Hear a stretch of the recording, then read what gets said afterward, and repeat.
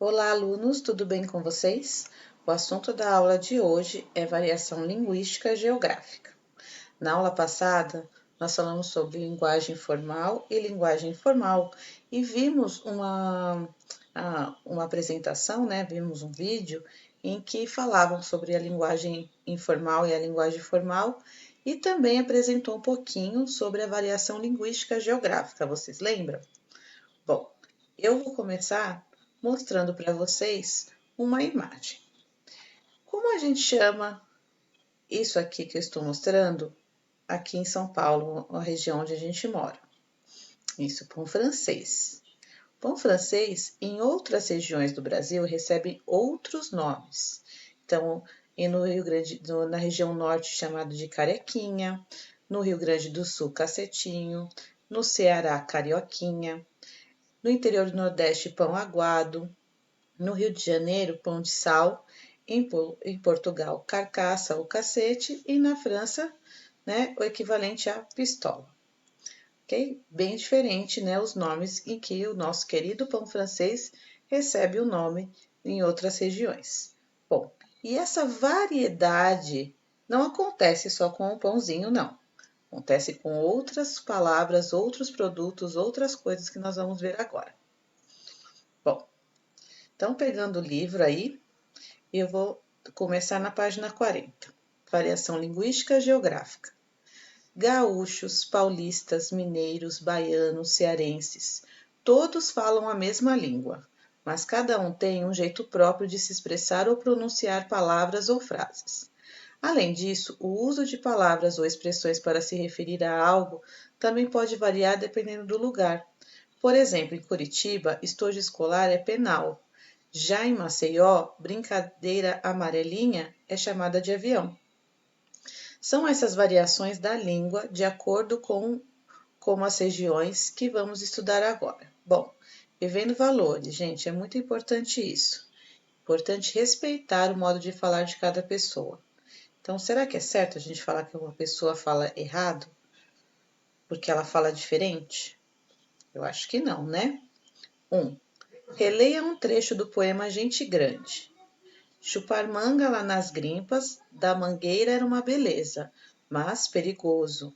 Rapar o tacho de goiabada era ótimo, mas quem come a rapa fica burro. Letra A. Associe as palavras grimpas, rapar e rapa aos sinônimos delas. Escreva-as nos espaços adequados. Então, aqui eu tenho adjetivos referentes a essas três palavras aqui que vocês vão copiar de acordo com o sinônimo. Raspar, raspa, capa, cume, topo.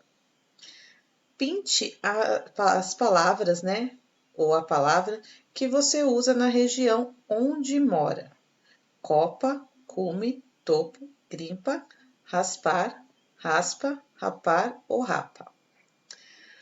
A palavra grimpa é um exemplo de termos usados apenas em determinadas regiões do país, ou seja, ela não é usada por todos os brasileiros.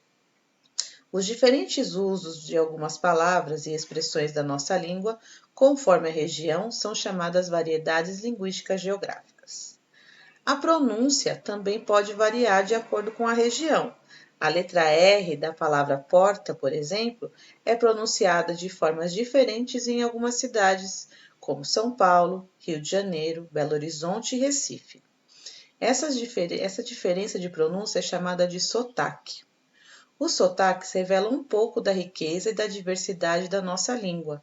Por isso, falar diferente não é falar errado. Uma das razões dessa variação é a influência que nossa língua recebeu nas línguas indígenas e africanas e das línguas dos imigrantes italianos e espanhóis, entre outros.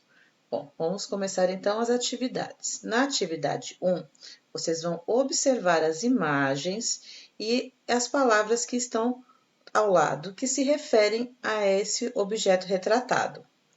E vocês vão copiar na linha embaixo qual você costuma usar.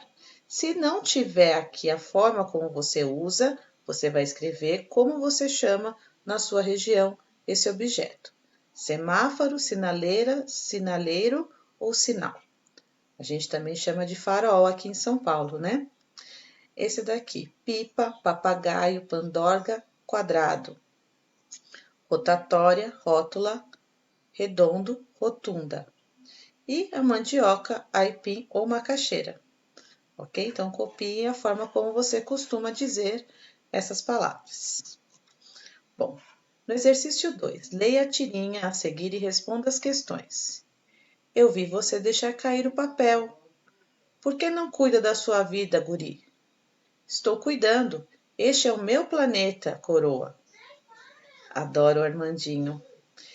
Letra A. O que você achou da atitude do Armandinho ao chamar a atenção do homem que deixou o papel cair no chão? E por quê? Letra B. No segundo quadrinho, a que palavra o homem utilizou para se dirigir ao Armandinho? Letra C. Se o homem fosse da região onde você mora, ele teria usado essa mesma palavra? Por quê? Bom, a variedade que se aprende na escola. Na escola, você aprende uma variedade da língua que é usada tanto em livros, jornais e revistas, quanto em conversas mais sérias, que é a linguagem formal. Em situações descontraídas, como conversas orais ou escritas entre amigos e familiares, a comunicação pode ser mais livre e pode não corresponder totalmente às regras gramaticais estudadas na escola. Isso não significa que você está falando errado, né? Que vai depender da situação de comunicação. 3. Marcelo é paranaense e se espantou ao saber que a temperatura em sua cidade chegaria a quase 40 graus. Puxa, vai fazer muito calor. No local onde Marcelo vive, o termo puxa expressa espanto. Veja no mapa ao lado as variações que esse termo de acordo com algumas regiões. Então, vamos olhar um mapa aqui. Então, na Bahia, quando a pessoa está para expressar o espanto, a pessoa diz oxe. No Rio de Janeiro, caraca. Em Minas, uai. Em São Paulo, caramba. E no Rio Grande do Sul, bah. Então, quais são as variações para essa expressão? Quais são as variações para essa expressão de espanto? São essas que eu acabei de ler aqui. Em que regiões elas são mais comuns? Então, o bah é mais comum no Rio Grande do Sul, caramba é mais comum em São Paulo, é isso que vocês vão responder aqui. Letra B. Qual expressão você utiliza para expressar espanto ou admiração? Será que você usa alguma dessas ou esta, como disse o menino Marcelo? Ou fala alguma diferente? Então, vocês vão escrever aqui. Bom, letra C, atividade oral. Então, vocês vão trocar ideias com os familiares de vocês, com quem está em casa com vocês, sobre os diferentes modos de falar de acordo com as regiões do nosso país. Em seguida, vocês vão me responder, dizendo que há um modo correto de falar. Será que tem um modo correto de falar? Eu vou deixar essa reflexão para vocês. Todo mundo vem com essa questão. O correto é biscoito ou bolacha?